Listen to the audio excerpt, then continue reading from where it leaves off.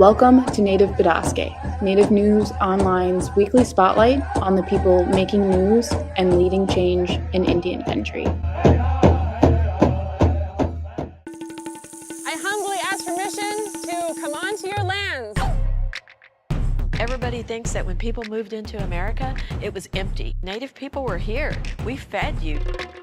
Tomahawk chops and all these things, these aren't traditional Native things. These are inventions of white people in Hollywood. I think there is an irrational fear that Native Americans want retribution. We only want equality. The culture is Indigenous Women, Sunday at 10 on MSNBC. Welcome to another episode of Native Bidaské. I'm Levi Rickert, publisher and editor of Native News Online. On Sunday night, there will be a show on MSNBC, and as part of their The Culture Is series, and this one is called The Culture Is Indigenous Women Returns, for a fourth special focus on Indigenous women who are shaping America culture. And joining me today in the studio is Jenna, our senior reporter for Native News Online. And our special guest today is the host of this week's The Culture Is Indigenous Women, Alyssa London, and she is a contributor to NBC News and MSNBC. Alyssa is the first person of the Tlingit descent to be crowned Miss Alaska USA and founder of media and education company Culture Story. She will host The Culture Is Indigenous Women, which premieres Sunday, June 4th at 10 p.m. Eastern Time on MSNBC. The special will also be streamed on Peacock. Welcome, Alyssa. Good to see you again. Thank you, Levi. Always great to see you. And nice to meet you, Jenna. You too, Alyssa. Alyssa, I'm going to start with the first question. You have some really impressive Indigenous women. I do. In the lineup on this upcoming show on Sunday. Tell us who they are. Oh, they are amazing trailblazing women from all over Indian country. I'm just so honored to be able to break bread with them and sit at a table and get to ask them questions about stereotypes around that we face as Indigenous women, about identity as Indigenous women. I just thought it was an all-star cast, and so it was just surreal to be able to host that table. Yeah, and you have Kim Tee, who is the Cherokee delegate, designated by the Cherokee Principal Chief Hoskin, and it was endorsed by the Tribal Council. So, and you have Crystal Eckelhawk from Luma Native, and tell me some of the other ladies you have.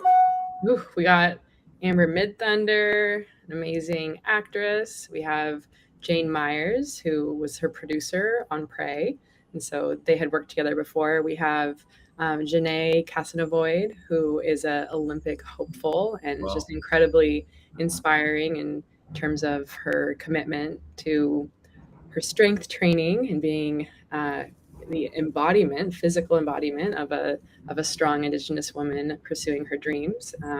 We also have Allie Young, who is an amazing Navajo activist who is also a champion for voting rights. And we have Nancy Shippentauer, who has just been pursuing the rights for Native people to have access to our fisheries in Washington State just her entire life. And then she just also comes from a family that has been advocating for Indigenous rights for generations. So again, all-star cast. And then we can't leave out our first Alaska Native Congresswoman and female, Culture is Indigenous Women, Mary Peltola, who, gosh, when she got elected, I remember posting on my LinkedIn that I wanted to do a story on her getting elected. And so the other day when that popped up, I was like, oh, I manifested it. But regardless, it was just amazing to be in Anchorage with her, a town that I lived for a long time, lived in, and get to just sit with a congresswoman for an hour and ask her questions and then tour village sites with her. It was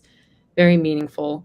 And then she reminded me that we had known each other when I was growing up because with Sea Alaska, my dad was on the board for many years, and she was involved with her family with Sea Alaska. So it was great to reconnect on that. Cool. Mm-hmm.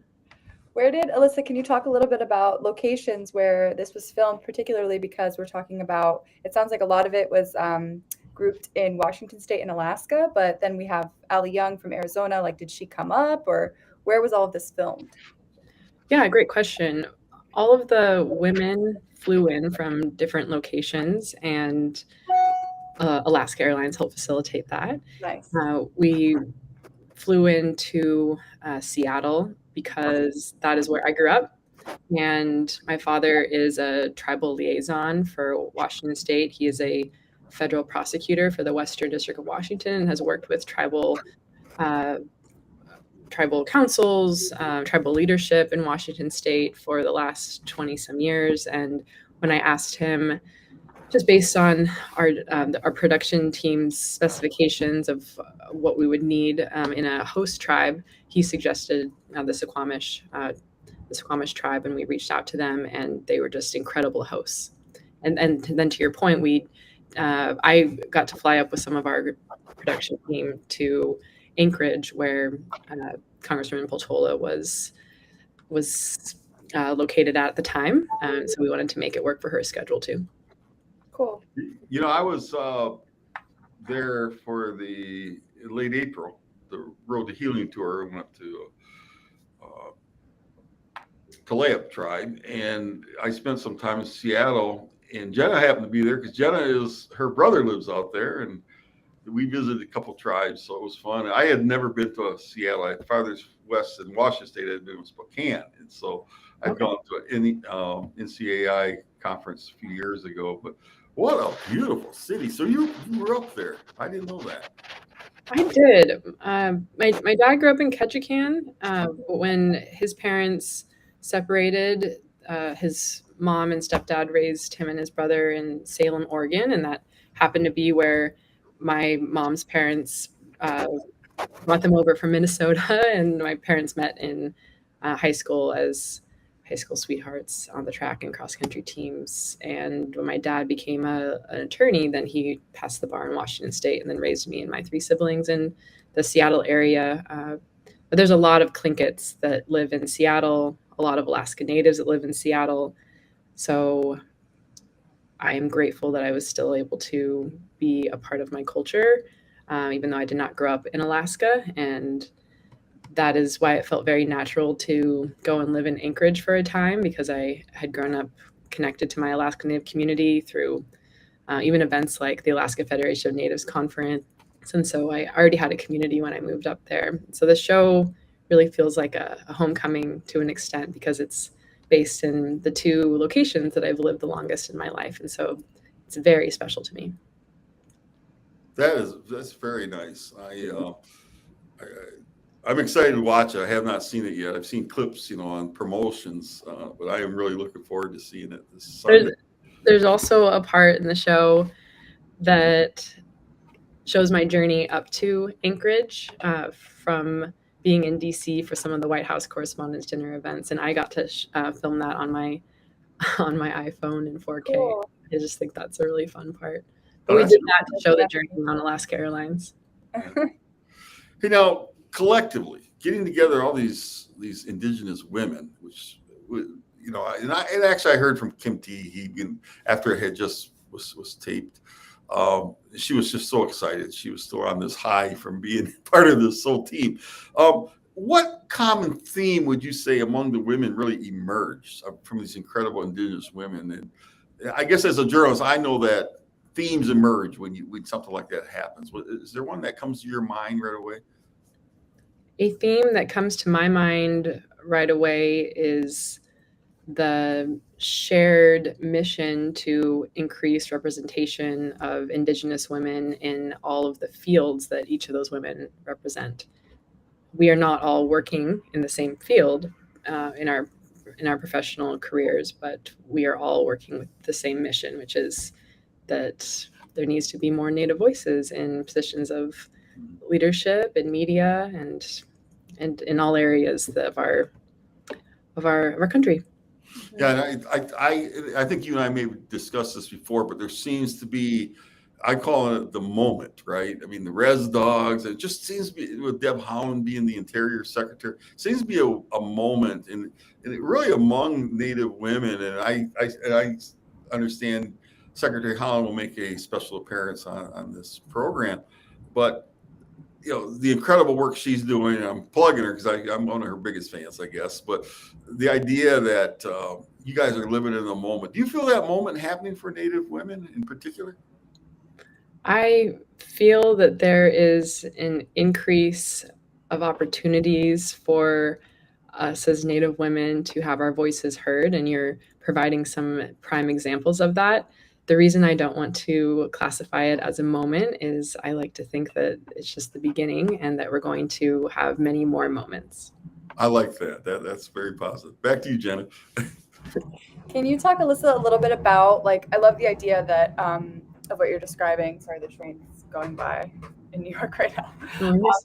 Of different missions that these women have, like Ali Young with voting rights versus Peltola for all Alaskans, but particularly, fisheries. And she has these focuses in her, she had these focuses in her campaign and is carrying them out.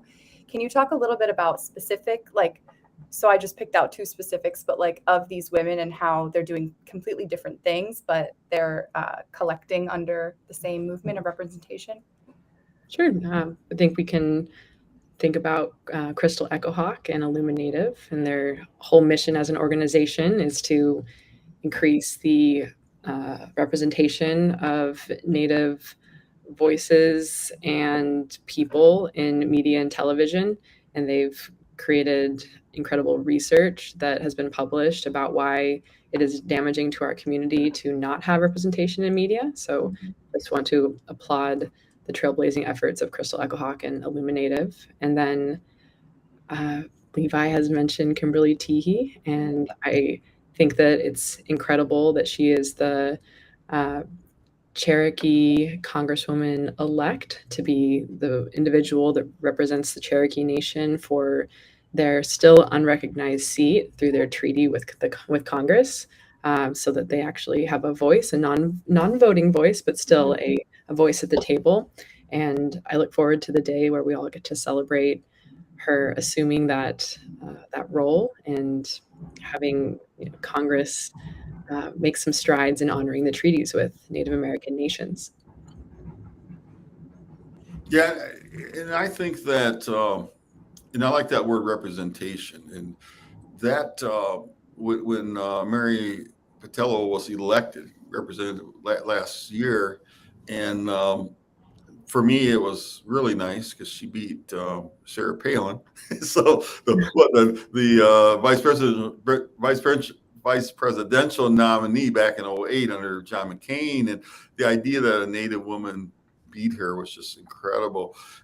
Talk about that, the need for representation. What does that really mean to Alaska that Representative Patello is there, and fish rights or whatever?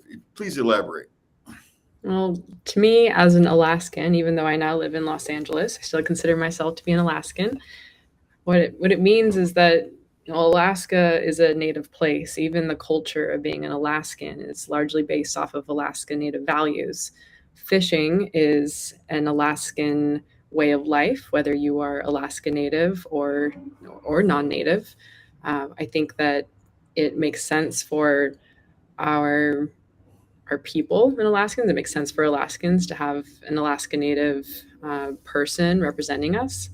Peltola, I think, also has an incredibly unique background that really positioned her to be an incredible congresswoman for us. And she has a background in advocating for the sustainability of fisheries. And she also served in the Alaska State Legislature for a long period of time. And you can just see her career has continuously been to be of service. And having spent some time with her now as an adult, I can just attest to her kindness and her ability to listen and connect. And as we were speaking to one another, she just makes you feel very heard and important. And she provides really great stories about her family, and she really meets you where you're at. And she doesn't ever come off as like, she comes off as that she's even though she's a congresswoman, that she's equal and of the people, which I think is really important in a congressperson.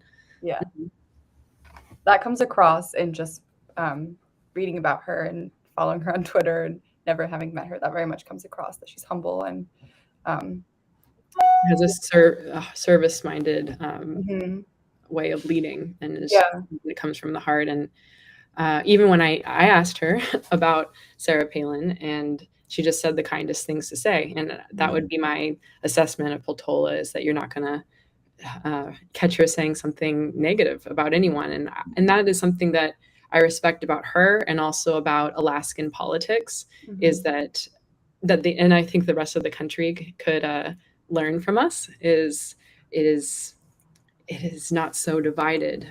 Even though Peltola is a Democrat, she still has a friendship with Palin. She still has a friendship with Murkowski, and I think that when you're an Alaskan elected representative, you are representing Alaskans, which I just think that our politics are a little different than what a Democrat or Republican means in the lower 48.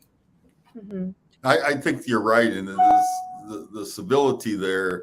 I was so impressed last fall during the midterm when even though they're opposite parties, and Senator Murkowski's in the Senate, she endorsed Mary Peltola and vice versa, and it actually shocked some of the people, I think, in Washington. Like, what? Why is this happening? But I just love what you just said. I mean, I think it is so important, and we in America have gotten away from that, being civil with each other. And it's like, if we're ever going to get things done, and obviously you have to compromise. We're seeing it this week with the debt ceiling deal.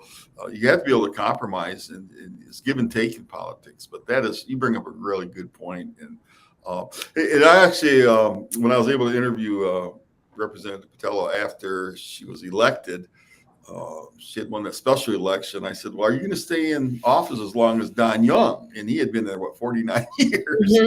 One of the longest serving congressmen ever. And she laughed and she said, well, I'll stay as long as the people want me. I thought it was a great answer. But the idea that there's Alaskan Native, just, as I'm a Potawatomi guy, I live in Michigan, but that just thrills me that we have her there. You have her there representing, Alaska Natives. So. It just feels right. It really does. It really does.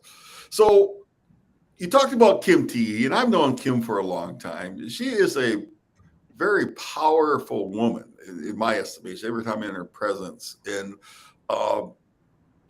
tell me, what was it like talking to her? What did she have to say? Anything new that you can share right now, or should everybody wait till Sunday night? We got to get everybody watches on Sunday night, right? Well, it was amazing to see how the show was edited, because there's a difference of living through the interviews and the conversations, and then watching the show and seeing which parts they decided to feature, because inherently we couldn't put all of the amazing moments in the show. So I know that the editors had a huge task on their hand in being able to make those selections, and same with the production team, the executive producer. I know that she had a task in her hand. But in terms of the power that you're describing and the strength of Kimberly Teehee, can you imagine how I felt sitting at a table then with 7 other women who also had that strength coming through, and just the task of being able to then allow everyone to have a moment to speak? Or there was a sense of, oh my gosh, I know I have 2 hours, but it went in a moment, right? Because just getting to spend time with these brilliant minds and talk about, topics that are so important, from MMIP to the positive impact that casinos and economic development ventures that around Indian country have on the protection of our sovereignty, or why the assault on ICWA is so potentially negatively impactful to our communities, because we need to protect our children and be able to have our children grow up with their culture. Yeah, there's a lot of topics. Something though that you'll see in the show that Kimberly talks about is about casinos, and how the Cherokee Nation has a lot of those, and some of the programs that the Cherokee Nation is able to provide to their citizens as a result of casinos. And then several of the other women chimed in and were able to provide anecdotes along those lines. And I do hope that this starts to get the audience to think about the economies of Native nations and how it relates to even the GDP of the United States, because I think that we are often ignored as economic powerhouses that we are, employment powerhouses that we are, and also how critical we are to rural America. Due to where our reservations tend to be located, we then become some of the sole employment engines in those areas. And I think Crystal said this, like the local governments are just should be very happy when a tribe is nearby, because some of that governmental load is, for lack of a better way to phrase it, is supported by tribal governments. And because we have for-profit businesses and we don't tax our people, we then will provide governmental services in a way that the US government can only do so when they're taxing Americans. So in terms of Kimberly Teehee, she touches on some of the economic conversation that relates to sovereignty. And she's also just an expert in discussing tribal politics. And some of that was did not make the edit, but it was just brilliant to listen to her and her mastery of the concepts of sovereignty and upholding treaties. Yes, and I remember during the pandemic seeing a post she put on Facebook about how she really missed seeing her relatives. And as I recall, her mother was part of that. And she said, but you're really showing love when you don't go see them, where you might contaminate them and they become COVID. It has really stuck with me. And that's leadership, even when you do it through something as simple as Facebook, the social media. And she is a true leader. And I'm really thrilled. I can't wait to see it. As I was listening, Alyssa, I'm just thinking about and we've known this. I say this as a Native guy with a smile on my face. Native women Indigenous women are very powerful women. I mean, they are just, and we jokingly say among ourselves, they really run things. And so I can't wait to see it. And just the idea that you put this together. So congratulations to it. Behind the scenes, what are you happy with everything that turned out, how this turned out? And is it, as a contributor to NBC and MSNBC? I'm very happy that we now have a special that is dedicated to Indigenous women. And I hope this is only the beginning in terms of creating and producing more Indigenous related content. And am I proud of this special? Absolutely. Did I get happy, emotional about it when I watched it for the 2 times I've watched it so far? Yes, very much so. And the team, I just that put this special together, they were just excellent at what they do, excellent to work with, and it was an honor to work with them. I hope I get to work with them again. I could also tell that they had a lot of passion for doing this special justice, and there were even some comments, even when I was doing voiceover for the show in Anchorage, like the sound guy, he was like, "Oh, this is like witnessing history," because we all knew that this hasn't been done before. There has not been a Indigenous woman special. There is still, as Illuminative constantly points out, a lack of representation of Indigenous people in media and television. And when we were creating this, we all knew that we were, helping to chip away at that and just add to what does exist in terms of positive representation of Indigenous people. That is so powerful. Jenna, you have a last question? Yeah, my last question for you, Alyssa, and it seems redundant, but I think it's worth belaboring the point here that this is an Indigenous special led by Indigenous women for a non-Native audience predominantly. And I wonder what you hope specifically the takeaway is for viewers. One of the takeaways that I hope the largely non-Native audience has after watching The Culture is Indigenous Women is that we are still here as Native people. We are leaders in our industries. We are strong inside and out, as we can see with Janae, and that there's a lot more that you'll be seeing from us. And I look forward to helping to create more of that content, hopefully with the other women that I got to spend time with, and also watching them all just grow in their careers as well. So I hope the audience just takes an interest in watching this Indigenous moment unfold into more moments. Well said. Well said, and I think that's kind of as Lawrence O'Donnell would say that that's the last word. And to our viewers, I am excited to promote this Native News Online, and Alyssa's really right in terms of the representation and the work that's done in Indian country encompasses so many different segments. And you're talking voting rights, missing and murdered Indigenous women and people, on, the boarding school work. And so, Alyssa, keep up the good work you're doing. I'm just really thrilled for you. And I'm hoping that MSNBC will be doing more and more of these. And thank you so much, Chi Miigwech, for coming on Native Bidaské today. And we hope to have you back soon. Gunashish, Levi, and Jenna, thank you so much for having me on. And to our viewers, thank you for tuning in. Let me get this right. The Culture is Indigenous Women will return on Sunday night. Premieres at 10 p.m. Eastern Time on MSNBC. It will be streamed as well on Peacock. So make sure you tune that in and get those ratings up there for MSNBC and Alyssa London. Chi Miigwech. Have a good week, everyone. Thank you.